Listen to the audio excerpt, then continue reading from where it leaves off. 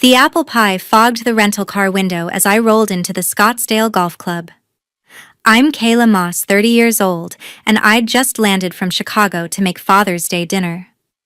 I stepped out with the pie, crossed the patio, and my brother looked up from the grill.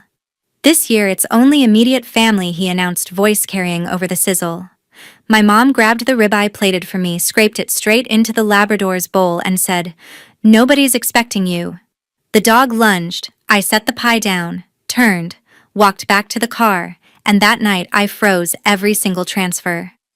If you've ever had your own family, give your spot at the table to the dog, hit subscribe, and tell me your state in the comments. I read every single one. Gravel crunched under my tires as I backed out. The sound grated like teeth on bone, each pop pulling me farther from the house I'd never call home again. Headlights swept across the empty street, then dimmed as I turned toward the airport access road. 20 minutes later, the motel sign glowed ahead, vacancy in buzzing pink, the Y flickering like a warning. I pulled into spot 12, killed the engine, and sat in the sudden quiet. The dashboard clock read 11:47 p.m. My phone buzzed once, unknown number. I ignored it. Another buzz. Then a third. I grabbed the duffel from the passenger seat, slammed the door, and walked inside. The clerk barely looked up. "Single cash," I said, sliding 320s across the counter. He handed over a key card without a word. "Room 108, ground floor, back corner." Perfect. Inside, the air smelled of bleach and old smoke. I dropped the bag, locked.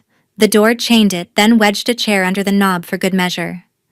Only then did I sit on the edge of the bed and pull out my phone.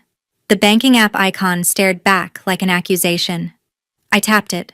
The joint card transactions loaded in reverse order. Top line $1 and $200. Pine Ridge Golf Club. Annual membership renewal. Tanner's name in the notes. Next, $800. Vinoteca Elite. Case of 18 Bordeaux. Ruth's initials.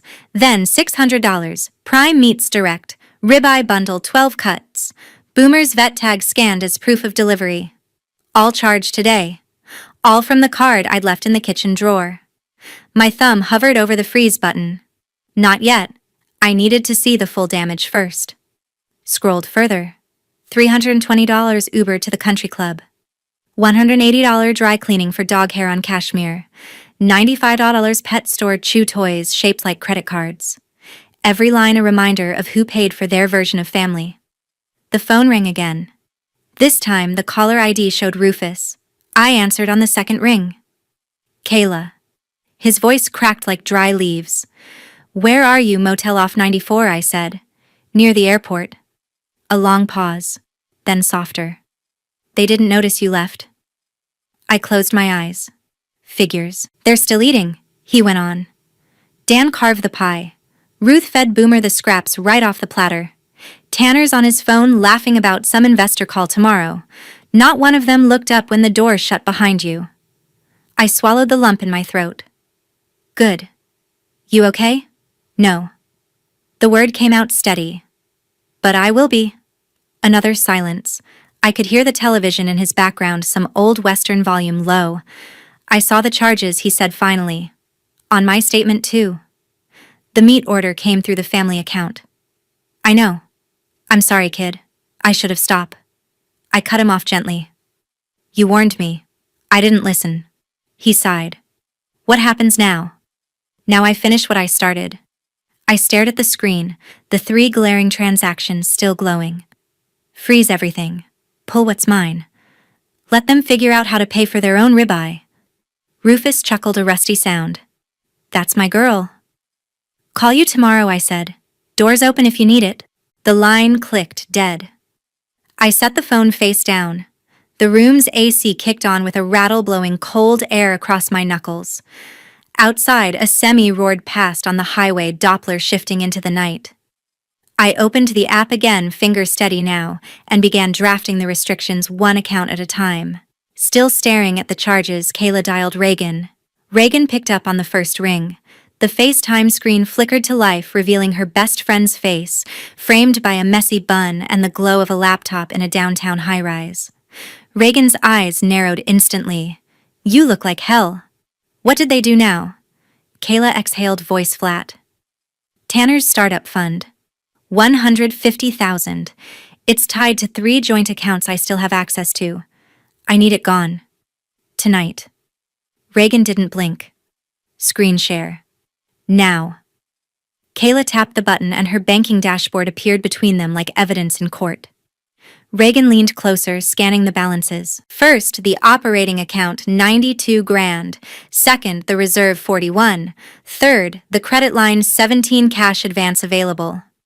We freeze all 3, then pull the startup allocation before they wake up. Her fingers flew across her own keyboard. I'm logging into the admin portal you gave me last year. Still have the credentials. Kayla nodded. Good. 2 factors on your phone. Authenticate me. A code popped up. Kayla typed it in. Freezing operating account, Reagan narrated, calm as a surgeon. A red banner flashed. Restricted. Reserve same, credit line locked. Done. They can't touch a dime without your approval now. Kayla's pulse slowed for the first time in hours. Now the withdrawal. Reagan pulled up a wire template. Routing number for your personal account, Kayla recited it from memory. Amount 150,000 exactly. Memo, return of unauthorized allocation, Tanner Ventures LLC. That's ironclad. She hit submit. The screen showed pending, scheduled for 6:00 a.m. EST. It'll clear before any bank rep clocks in. By the time Tanner notices the money's in your vault account. Untouchable. Kayla watched the confirmation spin. What about the cap table? Reagan smirked, dark and satisfied. Already handled. I BCC'd you on the email I just sent to his lead investor, subject line, cap table collapse imminent. Attached the transaction history showing your name on every account. Told them Tanner's been diverting personal expenses through the startup. They're pulling the term sheet by morning. A new email notification slid down Kayla's screen. Subject urgent. Series A termination. Sender Westbridge Capital. Body effective immediately. All commitments suspended pending forensic review of fund usage. Reagan leaned back, arms crossed. He's done. No runway, no credibility, no safety net. You just burned the bridge he was standing on. Kayla stared at the frozen accounts, the wire confirmation, the investor's retreat. For the first time, the weight in her chest shifted, not lighter but different. Controlled. Reagan, she said quietly. Thank you. Don't thank me. Thank the paper trail you kept. Now delete this call from your history. Use the motel Wi-Fi, then switch to data. I'll wipe my end. The screen went black. Kayla closed the app. The room was silent except for the hum of the mini fridge. Outside, a plane roared overhead, destination unknown. Keycard beeped at 5:47 a.m. Kayla's eyes snapped open to the mechanical chirp, the door lock disengaging from the inside. She hadn't ordered room service. Pounding followed 3 sharp knocks, then a fist. Kayla opened up, Tanner's voice thick with sleep and fury. She rolled off the bed, bare feet on cold tile, and peered through the peephole. Ruth stood beside him in yesterday's blouse, hair pinned back, clutching a purse like a weapon. Tanner waved a crumpled receipt inches from the lens. Kayla cracked the door, 2 inches, chain still latched. What? Tanner shoved the paper forward. $140 in gas. My tank was empty. You froze the card mid-pump, Ruth pushed past his shoulder. You're 30. No kids, money's for family. The words landed like a slap. We drove all night to find you. Boomer's in the car, hungry. Kayla's grip tightened on the door. Your dog ate better than I did yesterday. Tanner rattled the chain. Unlock this. We're talking face to face. No. She stepped back, pulled her phone from the nightstand and dialed 0. The front desk picked up instantly. Room 108. 2 people harassing me at the door. Remove them. Ruth's eyes widened. You wouldn't. The clerk's voice crackled. Security en route, ma'am. Tanner kicked the base of the door. This is kidnapping our money. Kayla held the phone steady. It's theft prevention. Footsteps echoed down the hallway, heavy boots, radio static. 2 uniformed security guards appeared behind Ruth and Tanner. The taller one spoke first. Sir, ma'am, you need to leave the property now. Ruth spun. She's holding our funds hostage. The guard didn't flinch. That's a civil matter. This is trespassing. Walk. Tanner crumpled the receipt in his fist. You'll regret this. Kayla met his glare through the gap. I already did. For years. The shorter guard took Tanner's elbow. Ruth resisted purse swinging until the first guard blocked her path. Final warning. They retreated, Tanner muttering threats, Ruth hissing about lawyers. The door to the stairwell clanged shut behind them. Kayla relatched the chain, leaned against the wood, and exhaled. The room smelled of stale coffee and defiance. Security knocked once, gentle. All clear, miss. She opened the door fully this time. Thank you. The taller guard nodded. Happens more than you'd think. Checkout's at 11. She closed the door, slid the deadbolt, and returned to bed. The mattress springs groaned as she sat. Her phone screen lit up with a new notification: decline transaction $140, Shell Station. She swiped it away. Outside, an engine revved tires, spitting gravel, then faded toward the highway. Rufus mailed a thumb drive. It arrived 3 days later, tucked inside a plain white envelope with no return address, postmarked from the family home. Kayla slid it open at her kitchen table, the black plastic drive sliding out like contraband. She plugged it into her laptop. A single folder, for Kayla MP3. She clicked play. Rufus's voice filled the room, hoarse but steady, recorded in his old recliner by the window. Kid, if you're hearing this, you did what needed doing. I've been listening. Here's what they're saying now. A pause. Static crackle. Then Dan's voice, low and smug, captured mid-conversation in the living room. Peaceful, without her rules. No more spreadsheets, no more budgets. Pass the remote games back on. Laughter followed ice clinking in glasses. The track shifted. Ruth's tone sharpened, phone pressed to her cheek, pacing the hallway. She'll fund tomorrow. Always does. That startup check bounced, Kayla, I'll wire it double. 30 years old. No kids, she owes us stability. Her heels clicked against wood, fading, then returning. Boomer needs that new bed anyway. Click. Next clip. Tanner in the garage, voice echoing off concrete walls, pacing with his phone on speaker. Series A gone. Investors bailed after that email. Cap table's a joke now. 50 grand in the tank, and she pulls the rug. I'll lawyer up, freeze her assets instead. Tools rattled as he slammed a drawer. Family first, right? Silence stretched for 10 seconds. Rufus returned, breath ragged. That's the last of it. Recorded last night after they thought I was asleep. A cough rattled through the speakers. Dan's glued to the TV. Ruth's planning your return. Tanner's plotting revenge. None of them see what's coming. Kayla leaned closer, screen reflection in her eyes. Rufus continued. I've watched this circus 30 years. You're the fixer, always were. But fixers get drained dry. Fabric rustled, him shifting in the chair. Remember the summer you were 12, taught you checkers on the porch. You listened when I said protect your pieces. Never forgot. The audio warmed slightly. They'll call, beg, threaten. Don't answer. You built your own board now. A faint smile in his tone. Proud of you, kid. Final pause. One more thing. Mailbox keys under the mat. Come by when you're ready. Door's yours. End of file. Kayla ejected the drive, slipped it into her pocket. The envelope lay flat on the table, address label peeling at the edge. She stood, poured coffee, black, no sugar, and stared out the window at the empty street. 2 blocks away, a mail truck rumbled past, routine as ever. Her phone stayed silent. No texts, no voicemails. The quiet felt earned. She returned to the laptop, copied the file to a secure folder, then deleted the original from the drive. Backup complete.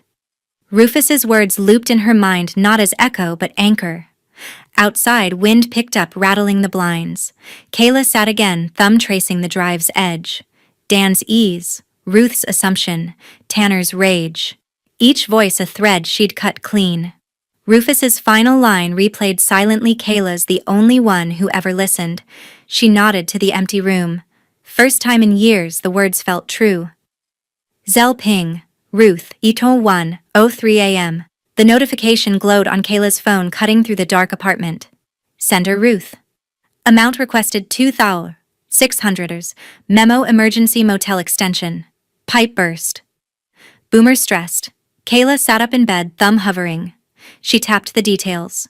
Attached photo of flooded basement water ankle deep around stacked boxes. Timestamp 12:47 a.m. She opened her messages. A string from Ruth, frantic. Tanner said plumber tomorrow. Water everywhere. Motel won't hold room past noon without payment. Send now. Another text seconds later. Family helps family. Kayla scrolled back further. Earlier that evening, Tanner had posted on social media a selfie at a bar caption, "Deals on hold, drinks on me." Tagged location downtown lounge 2 hours before the burst. She opened the banking app, navigated to Zelle history. Last outgoing 0 since the freeze. Incoming requests this one only. The pipe photo zoomed in clear water, no debris, no visible crack in the line. A garden hose lay coiled nearby, valve open. Kayla exhaled sharply. She initiated a new transfer. Amount $50. Recipient Ruth. Memo field cost of the ribeye Boomer 8. She hit send. Confirmation flashed, delivered. Her phone erupted immediately. Ruth calling. Kayla declined. Voicemail icon appeared. She didn't play it. Text barrage followed. $50. Are you serious? Then this is cruel. Another Tanner's calling the bank at open. Kayla muted the thread, set the phone face down.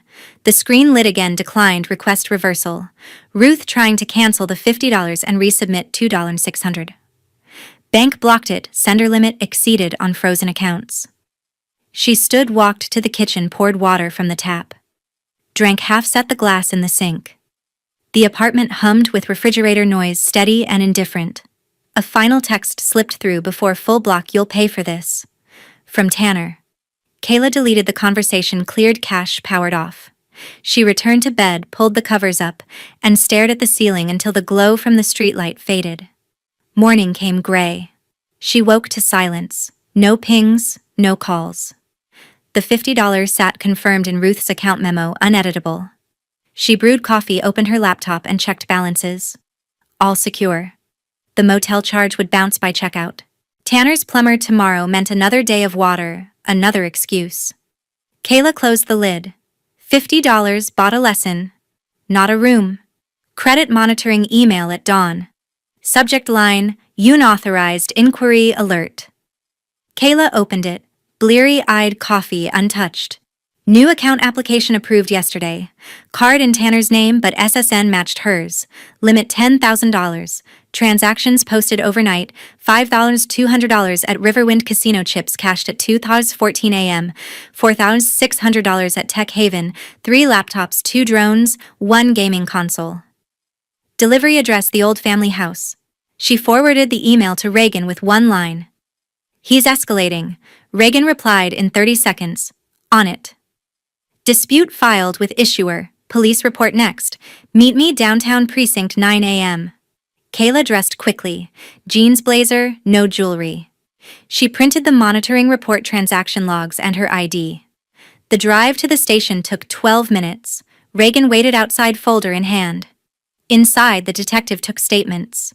Reagan laid out the timeline: frozen accounts, returned startup funds, Zelle rejection. Identity theft to retaliate, she said. He used her frozen data to open this. The officer nodded, typed. Fraud report filed, case number issued. He slid a form across. Restraining order application, civil clerk's office, room 204. Kayla filled it out in black ink. Grounds: financial harassment, identity misuse, credible threat of further harm. She signed at the bottom, date stamped. Temporary order granted on the spot, served within 48 hours. Reagan scanned the document. He can't come within 500 feet. No contact, no new accounts in your name. Kayla pocketed her copy. Banks reversing charges already in motion. Casino holds the chips. Electronics flagged for return. Tanner's on the hook for both. They stepped into the hallway. Fluorescent lights buzzed overhead. Reagan checked her phone. Issuer confirmed, account closed, balance zeroed. Fraud alert permanent on your credit. Kayla leaned against the wall. He thought this would break me. It broke him, Reagan said. Police knock at his door by noon. Order served with the report. They walked out together. The morning sun cut sharp across the parking lot. Kayla's phone buzzed bank alert, reversal complete $9,800 credited. She showed Reagan the screen. Cleanup starts now. Reagan smiled thinly, and ends with him in cuffs if he tries again. Kayla nodded, slid into her car, and drove home. The restraining order folded neatly in the glove box. Fall leaves scraped Chicago sidewalks. Kayla walked past the old house on her way to the L station. A red foreclosure sign staked the front lawn, bold letters screaming, "Auction, November 15th." The grass had gone brown uncut since summer. She paused at the curb, Tanner's LLC dissolution notice taped to the mailbox, state seal stamped across the top. Effective date 2 weeks ago. No assets, no liabilities, no future. Her phone buzzed. Delivery confirmation package from Rufus.